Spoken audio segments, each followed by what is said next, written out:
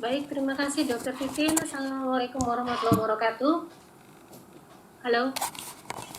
Waalaikumsalam warahmatullahi wabarakatuh. Silakan Dokter Siska. Dokter Titin boleh nggak share screen-nya dari Dokter Titin aja? Maaf karena rencananya dari Titin aja ada PPT-nya. Siap. Ya, maaf saya nggak download di komputer ini. Oh, baik. Maaf. It's okay. Silakan Dokter Siska. Baik, maaf ya jadi kerjaan ya klik-klik. Gak apa-apa, udah biasa kok. Assalamualaikum warahmatullahi wabarakatuh. Baik, jadi memang ini sebuah perubahan yang luar biasa seperti tadi telah disampaikan. Kita semua menghadapi sebuah pengalaman yang sangat berbeda sekali. Namun insya Allah kalau saya lihat dalam 1,5 minggu yang sudah kita lalui, kita bisa melihat semangat yang luar biasa baik dari staf pengajar maupun dari peserta didik dalam menghadapi perubahan ini. Slide. Baik, kalau boleh disampaikan sedikit mengenai bagaimana kurikulum yang berjalan di FKUI sekarang. Jadi para lulusan SMA ini kita memberikan kurikulum dalam waktu 5,5 sampai 6 tahun di tahap akademik dan profesi. Jadi sekitar 3,5 sampai 4 tahun tahap akademik atau disebut tahap preklinik, lalu kemudian dia akan lulus sebagai esket, dilanjutkan langsung 2 tahun sebagai tahap profesi, dan kemudian dia akan lulus sebagai dokter. Melihat kurikulum yang ada, jadwalnya amat sangat padat, dari jam ke jam, dari pagi sampai dengan sore, semuanya itu penuh dengan jadwal, baik tutorial maupun diskusi maupun keterampilan klinik, baik di tahap preklinik maupun klinik. Nah, mahasiswanya juga padat. Di tiap angkatan itu kita punya lebih kurang 250-an per angkatan kira-kira, terbagi dalam kelas reguler dan kelas internasional. Lalu kemudian selain kurikulum terkait dengan akademik, kita juga punya riset dan modul elektif yang juga ada terintegrasi di dalam kurikulum tersebut. Slide please.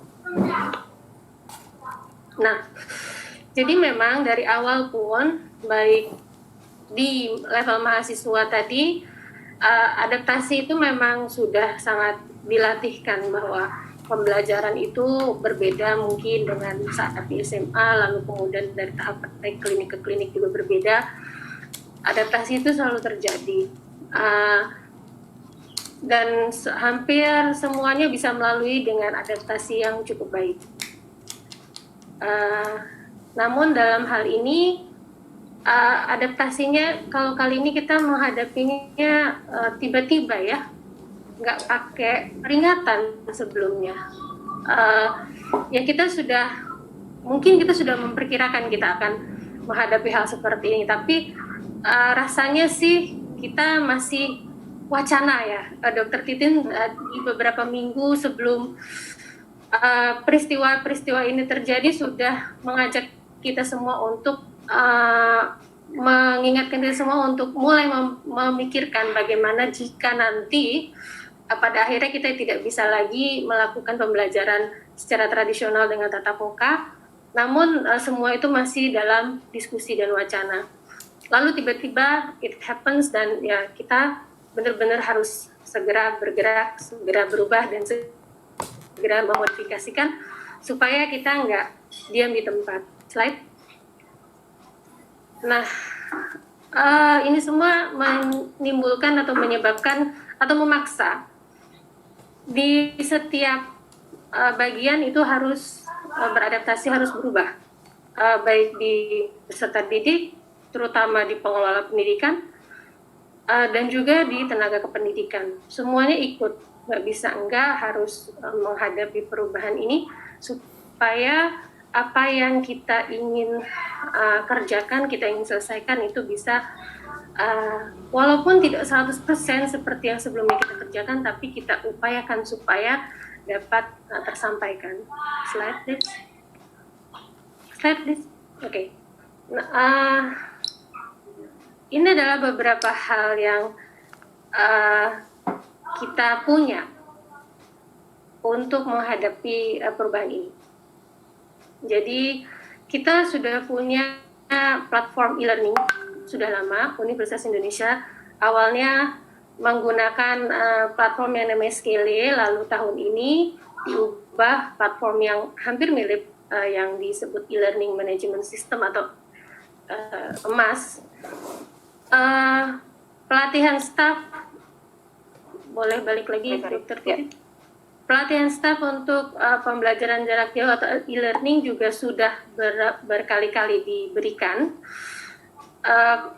karena pembelajaran jarak jauh ini juga amat sangat ingin dikembangkan, walaupun sebenarnya kenyataannya sebagian staf pengajar itu masih agak enggan untuk menggunakannya dengan banyak atau sering. Kalau mahasiswa sih rasanya mereka sudah jago banget kalau disuruh berubah ke pembelajaran online.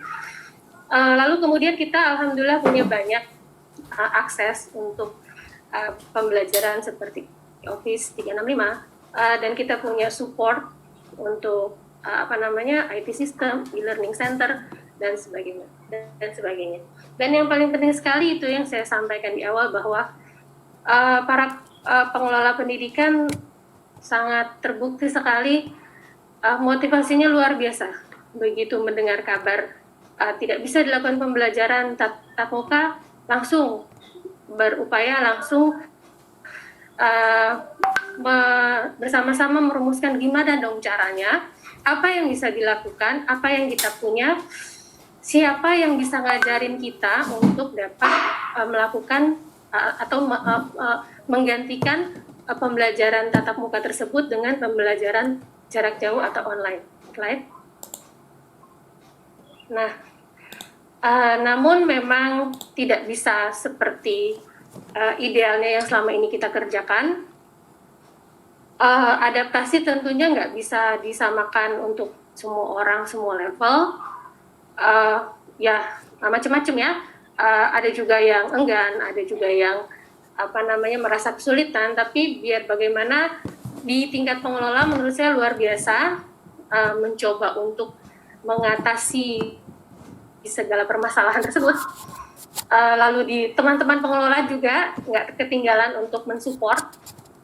Lalu kemudian tentunya akan ada masalah di bagian jaringan. Sebagian akan melakukannya dari rumah. Jadi kalau di rumah networknya nggak bagus, apalagi kalau pakai paket data itu juga PR. Karena nanti paket data yang digunakan juga akan cukup besar. Itu jadi pertimbangan juga untuk kita harus memikirkan pendanaannya kemudian. Lalu kemudian tentunya kita harus betul-betul memilih gitu. Yang mau kita sampaikan itu materinya ya tentunya kan ini bukan sesuatu yang sangat ideal. Jadi betul-betul harus dipertimbangkan apa yang mau diberikan kepada peserta didik supaya nggak kebanyakan amat yang mau dikasih, segala macam lecture mau diupload, lalu kemudian kita sendiri juga nggak bisa mengukur bahwa benar nggak sih mereka menangkap atau dapat dengan cara kita sampaikan segala macam bahan yang semuanya harus kita berikan. Seperti itu. Nah, jadi saya pikir di tingkat pengelola modul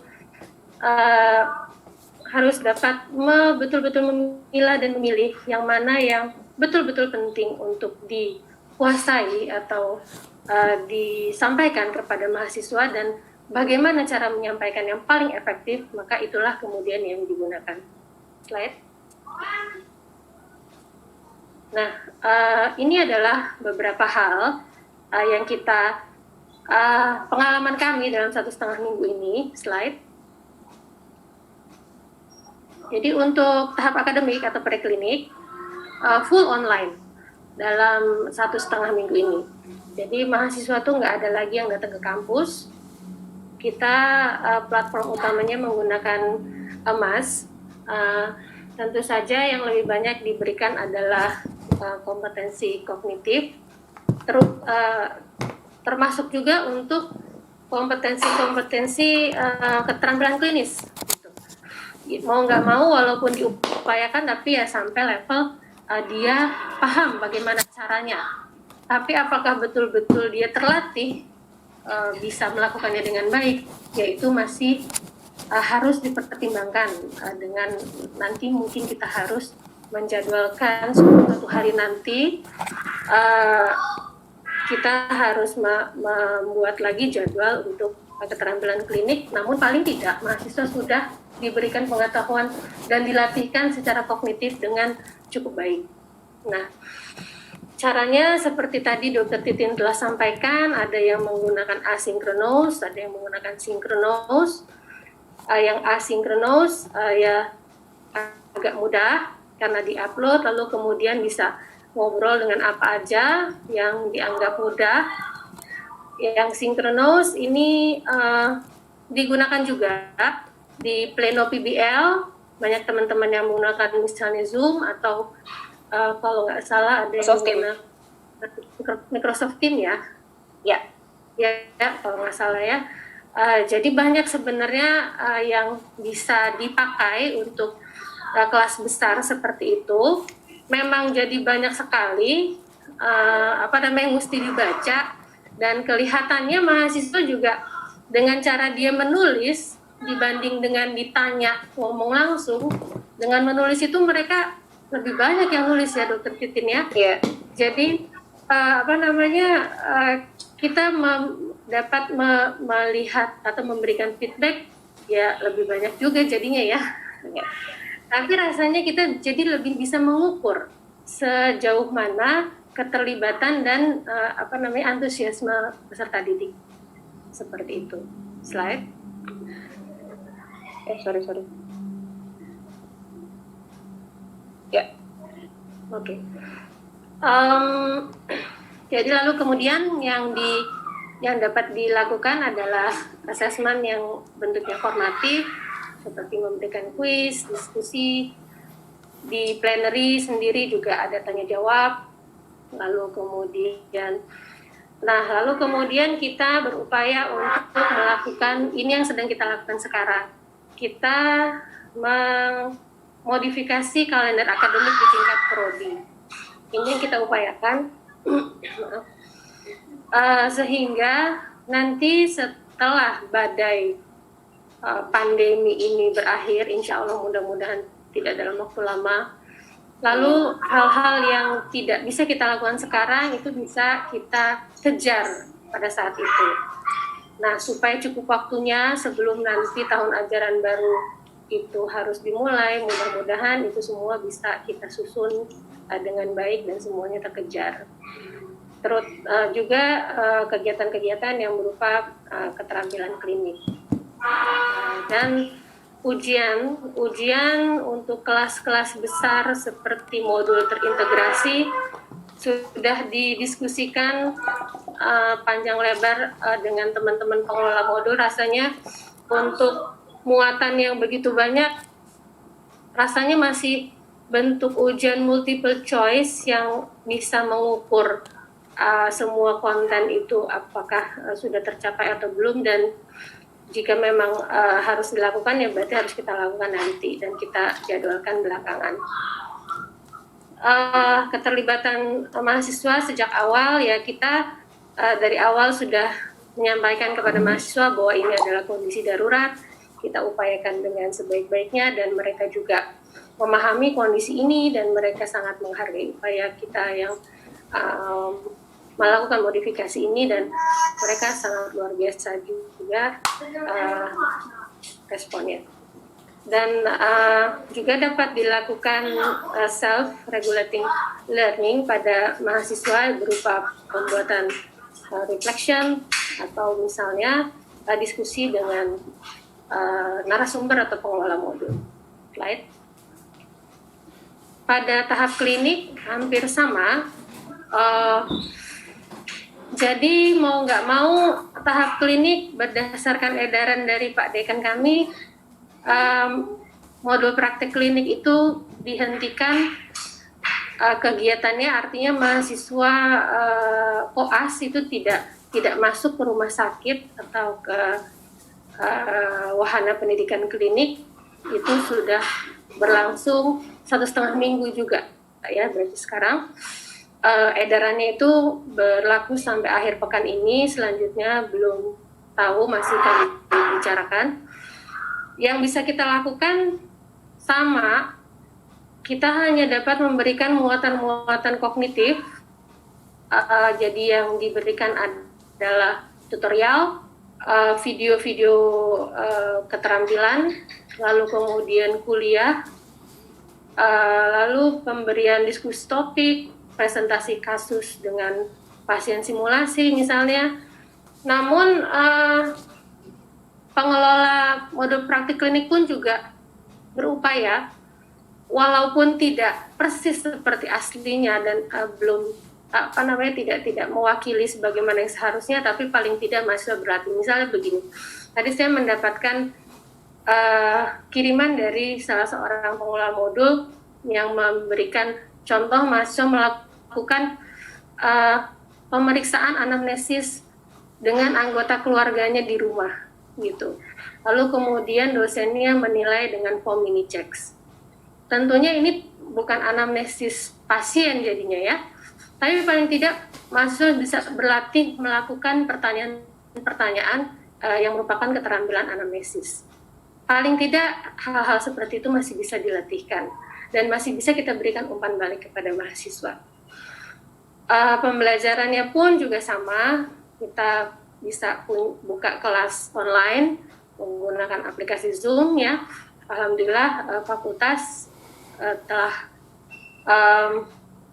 berlangganan akun fakultas yang dapat digunakan beberapa sekaligus. Jadi tiap tingkat sekarang punya satu akun untuk melakukan pertemuan Zoom. Luar biasa. Lalu asinkronos juga tentu sangat bisa dilakukan dengan emas dengan mengupload berbagai video tutorial dan kuliah-kuliah dari para narasumber. Slide please. Slide please. Sama kita memberikan umpan balik formatif. Lalu di tahap klinik juga tentunya kita akan mengajukan dan kita akan mengusulkan rearrangement atau penjadwalan ulang untuk semua kegiatan. Dari teman-teman pengelola modul rasanya tidak mahasiswa di tahap klinik kalau nggak melakukan pembelajaran di wahana klinik, kalau nggak periksa pasien, kalau nggak melakukan latihan keterampilan dan sebagainya. Nah, tentunya itu baru bisa kita lakukan nanti setelah masa ini berakhir. Jadi mungkin saja ini akan memperpanjang sedikit. Saya belum tahu. Kami sedang mencoba memodifikasi susunan jadwal di tahap klinik.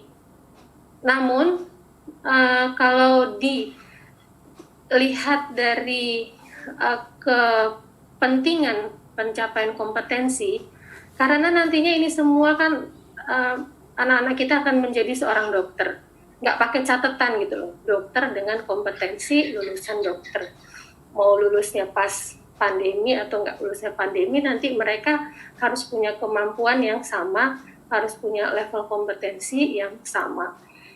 Jadi kita punya tanggung jawab untuk dapat mencapaikan itu bagi mereka.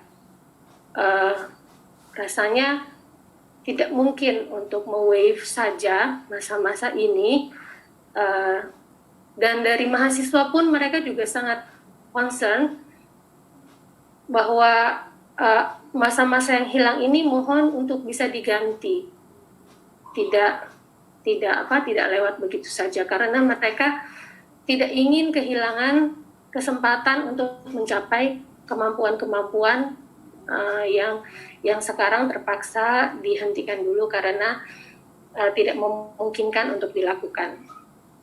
Jadi kita akan membuat usulan, kami akan membuat usulan supaya nanti pembelajaran klinik itu bisa dilakukan kembali dan sementara ini di masa darurat ini yang dilakukan pada semua modul klinik adalah pemberian muatan-muatan kognitif saja dulu. Slide, please, slide. Bentar, ya. Oh, ini beberapa contoh halaman-halaman yang dibuat. Jadi ini luar biasa nih teman-teman nih. Waktu itu pengumumannya hari weekend ya kalau nggak salah Dr. Titin ya, hari Sabtu ya. Jadi terus dalam hari Sabtu Minggu itu berembuklah pengelola dan kemudian hari Senin mereka sudah mulai dengan PJJ seperti ini. PBL itu melakukan PBL dengan menggunakan emas ya, lalu kemudian ada banyak sekali ini sinkronus asinkronus yang Dr. Siska. Jadi ada materi kuliah, ada materi ya, diskusi. Materi forum diskusinya panjang ya Dr. Titin ya. Iya. Forum diskusinya panjang sekali. Yang tadinya mungkin kalau ketemu tatap muka cuma 1 jam, karena nggak tatap muka bisa nanya dengan puas sekali, bisa 2,5 jam lebih mungkin. Luar biasa. Slide please. Nah ini pleno ya, kalau nggak salah ya. Pleno dan diskusi. Ini pleno yang di ini. Ya. Pleno penginderaan. Ya, pleno dilakukan dengan kelas besar, jadi semuanya mengupload hasil diskusinya, lalu kemudian presentasikannya, lalu kemudian tanya jawab dan feedback. Okay, slide please. Nah ini di KKD ya, KKD itu modul keterampilan klinik besar. Ya, ini modul penginderaan nih kebetulan ya. Jadi teman-teman saya di Departemen Mata ini luar biasa, sama juga. Tadinya KKD cuma 1 jam selesai. Ini katanya ada yang karena harus dipotong dengan kegiatan atau tugas lain sampai malam baru selesai. Tapi mahasiswanya pun juga dedicated sekali karena mereka juga ingin untuk mendapat feedback. Jadi mereka melakukannya dari rumah. Ini pemeriksaan dilakukan pada boneka misalnya. Bonekanya ini boneka minionnya untung ada matanya 2 ya, bukan yang matanya 1. Jadi bisa pura-pura kalau pemeriksaan visus 1 matanya ditutup misalnya ya. Terus tapi memang nggak bisa pakai, jadi alatnya pun juga alat pura-pura. Tapi kita bisa menanyakan kepada mahasiswa langkah-langkah yang dilakukan, apakah mereka paham atau tidak konsep dari langkah-langkah tersebut, atau misalnya dari alat, apakah mahasiswa paham bagian-bagian dari alatnya sendiri, foto alatnya atau tutorialnya diupload dulu dan dilihat oleh mahasiswa. Kita bisa periksa atau cek apakah mereka paham dari video tersebut, dan teman-teman menilainya pun juga dengan checklist KKD yang ada. Gitu. Kalau untuk mengajarkan teman-teman ada yang pakai Zoom ya, ini yang paling pinggir kanan di layar ini, jadi pakai WA call, mahasiswanya melakukan pemeriksaan funiskopi. Ini ceritanya pada boneka kermitnya, alatnya juga alat pura-pura. Ya itu paling tidak itu yang bisa membuat kita melihat mereka berlatih. Demikian. Slide please. Nah, ini adalah beberapa hal yang kita coba tingkatkan. Mungkin lebih banyak yang asinkronos supaya kesulitan-kesulitan di jaringan atau noise dan sebagainya itu tidak mengganggu.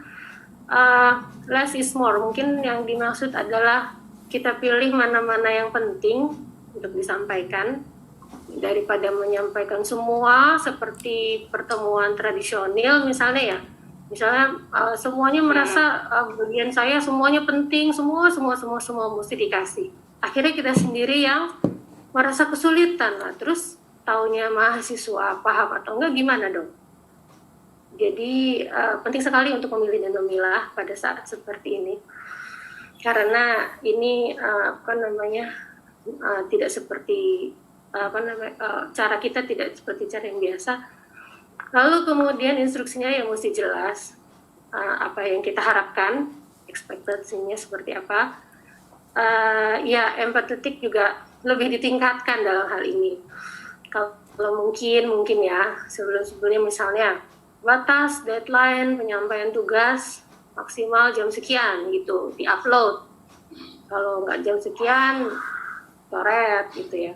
Nah kalau sekarang tanya dulu kenapa, ada yang bilang paket datanya habis misalnya, atau wifi mati atau bagaimana, ya itu semua dalam hal ini kita harus lebih melebarkan maaf dan empatetik lah pada prinsipnya. Komunikasi terus aware mahasiswa kita yang ada banyak itu bagaimana kondisinya dan bagaimana pembelajarannya. Dan yang jelas kalau walaupun kita ada di rumah tapi selama jam kerja ya harus mudah dihubungi dan ditanya. Walaupun pusing juga ya. Tiap kali kabar pertanyaan dan masalah begini dan begitu, tapi alhamdulillah semuanya responnya luar biasa. Feedback dari mahasiswa kadang-kadang nggak diminta juga mereka udah langsung datang dengan masalah. Jadi itu menurut saya adalah sebuah pintu masuk untuk kita tahu lalu apalagi yang harus kita support. Lalu jika ada masalah langsung kita carikan, ya kita buat jejaring dengan teman-teman yang lain. Lalu kemudian tentunya identify lesson objectives ya. Pada akhirnya kita harus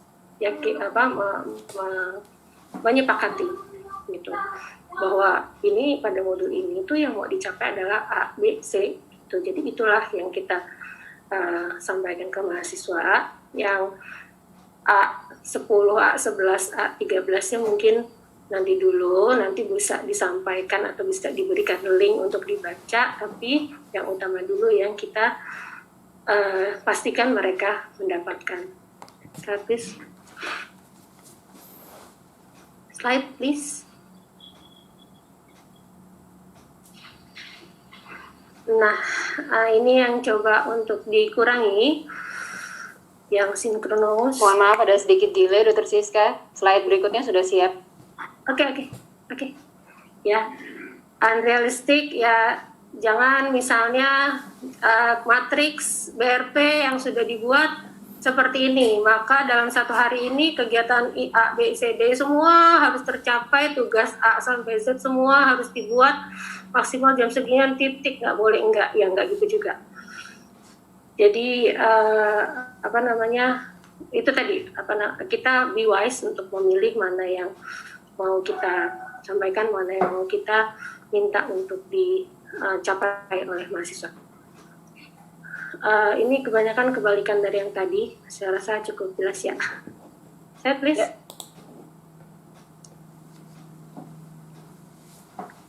Oke, nah saya pikir pembelajaran PJJ atau belajar yang disiapkan pengelola modul sudah cukup menyibukkan mahasiswa karena mereka juga tetap dikasih tugas dan sebagainya ya.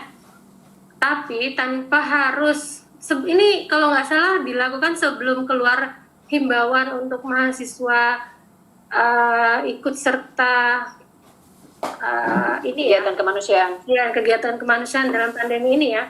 Ini mahasiswa FKUI itu udah duluan bergerak, luar biasa. Ini kita sebenarnya punya modul ya Dr. Titin ya, EF ya, modul yang berjalan panjang dari tahun 1 sampai 2 ya? 2 sampai tahun 3. Nah itu, kalau yang ini nih adalah empathy on application gitu. Kalau mau dilihat buktinya pembelajaran, adalah bukti pembelajaran luar biasa. Kita nih, ini mereka bergerak sendiri, lalu melaporkan, kamu melakukan ini.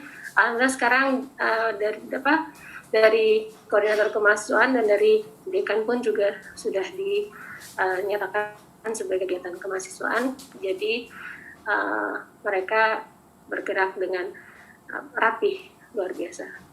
Slide please. Ini juga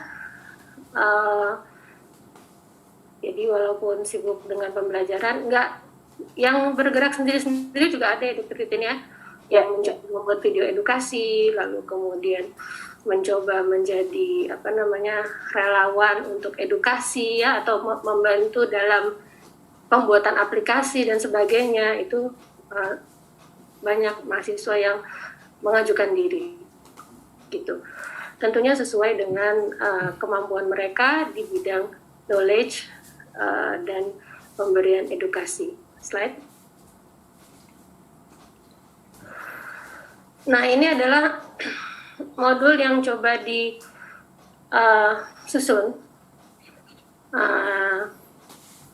oleh tim MAU dengan narasumber dari berbagai departemen dan tim modul di Prodi S1 FKUI.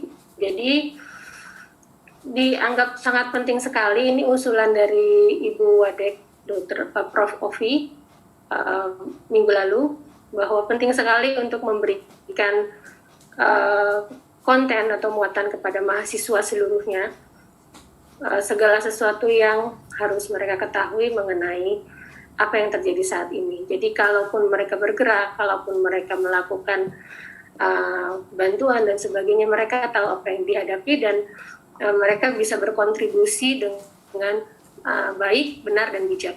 Slide. Modul ini nanti mungkin masih kita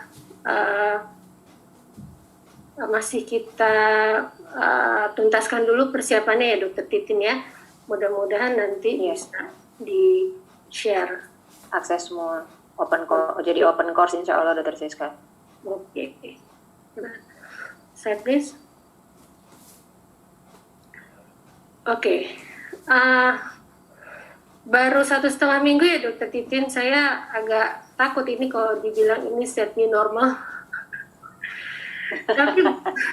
tapi biar bagaimana ya, inilah yang hidup kita saat ini ya, dengan segala sesuatunya ya, ini di pendidikan, lalu kemudian bagaimana kita bersikap di rumah, bagaimana kita bersikap di tempat kerja dan sebagainya, itu semua kan berubah gitu. Jadi kita memang harus beradaptasi dan juga enggak tahu sampai kapan belajar dari negara-negara lain, waktunya sekian bulan dan sebagainya, tapi kita enggak pernah bisa mengambil kesimpulan yang pasti juga bagaimana di sini. Lalu kemudian ya adaptasi tentunya ya nggak bisa mager ya, istilah anak sekarang malas gerak, ya harus bergerak ya begitu dengar edaran dekan mahasiswa nggak boleh datang ya terus kita langsung terus gimana di besok hari Senin gitu ya, bukan berarti terus libur gitu kan, karena kalau libur terus nanti bagaimana apa-apa yang harus mereka dapatkan, apa-apa yang harus kita berikan, tanggung jawab kita dan hak mereka juga harus kita berikan. Belajar terus semuanya, baik peserta didik, terutama pengelola modul, staf pengajar, dari yang pada belalak gitu ya, makanya kalau dibilang harus video call satu-satu, tapi ternyata begitu melihat temannya melakukan begini-begini, oh gitu ya, oh iya gue bisa gini, nah lalu ternyata terinspirasi gitu. Dan semangat sebenarnya sih kalau ngasih feedback gitu ya ke mahasiswa, karena mahasiswanya pun juga menunjukkan dedikasi yang juga luar biasa, sangat baik gitu ya. Supportive leadership, nah ini saya dalam hal ini sangat dibantu oleh teman-teman yang maaf ya kalau saya kasih istilah kayak cacing kepanasan. Maksud saya adalah Maksud saya adalah teman-teman saya ini begitu ada satu isu tuh langsung reaksinya tuh cepat sekali untuk memberikan asupan, memberikan usulan yang bahkan sampai detail, sehingga ya saya sangat-sangat terbantu sekali untuk bisa mengarahkan modifikasi ini di prodi S1. Gitu loh Dokter Titin maksudnya. Ya, siap. Dan support dari dekanat juga, Dokter Siska. Ya, betul. Jadi kita ketahui memang masalah ini tidak hanya hanya urusan pendidikan terus jadi bagaimana, tapi juga berbagai hal yang harus dihadapi oleh pimpinan di level fakultas. Jadi dalam hal-hal teknis ya kita sangat terbantu oleh pimpinan. Jadi kita sifatnya memberikan usulan yang udah jadi gitu. Jadi nanti tinggal diperiksa dan didiskusikan untuk dapat dilaksanakan. Nah, lalu kemudian rethink our future integrated medical education. Ya ini nanti kita pikirin buat nanti nggak apa-apa. Masih shock soalnya. Ya Masih shock soalnya. Tapi kalau dilihat kemarin juga ngobrol sama Dr. Arya, Ketua Tim E-Learning FKUI, ini luar biasa ya, maksudnya ujian pandemi ini membuat akhirnya e-learning ini betul-betul dibumikan. Jadi backbone. Ya.